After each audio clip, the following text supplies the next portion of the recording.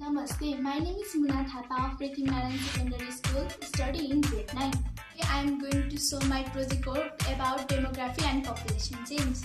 Project work was given by Ananta Filal sir. Now I am going to start.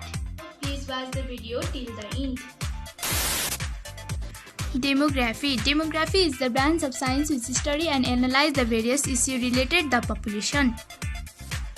It means that the demography is the scientific study of human population primarily with respect to size, their structure and their development.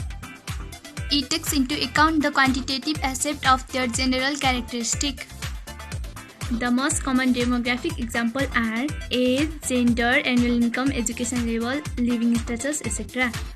The term demography has been defined both in narrow and broad sense according to the Frank Lorimer. A broad study of demography study both qualitative and quantitative aspects of population, according to Donald J. According the source that is needed for demography study and research or the source from whose demographic data can be obtained are categorized into two broad groups called primary sources and secondary sources, which means sources of population data. Now the first primary source. Primary source of the first-hand information which are directly collected. That means they represent original thinking, report on discoveries or events, or they can share new information.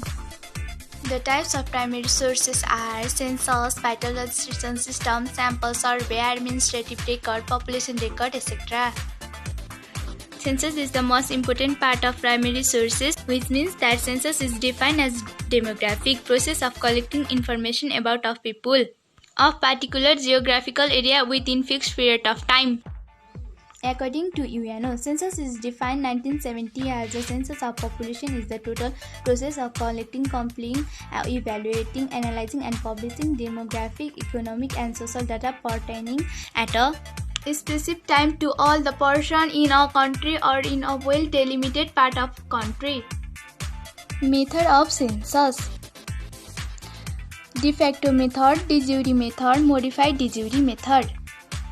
De facto method. De facto method is an actual residence of an individual at the time of enumeration. In the basis of this method of census taking, a particular day is determined, generally night of full moon day, and census is done. Night of census is called census night.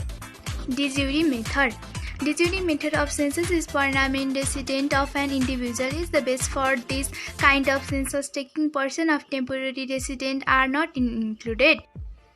2 to 3 weeks period for enumeration is previously determined and the period is called census period.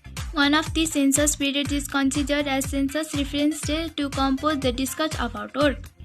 Now this is the last method of census, modified de jure method. If indivisible is deciding for last 6 months or more period they are enumerated. Nepal is also in this method since 1952 to 54 AD. At last, census aims is to count the entire population of country and at the location where each person usually lives. The census asks questions of people in homes and group living situation, including how many people live or stay in each home and the sex, age and rest of each person. Thank you so much for watching this video. If you like this video, please like, share, subscribe.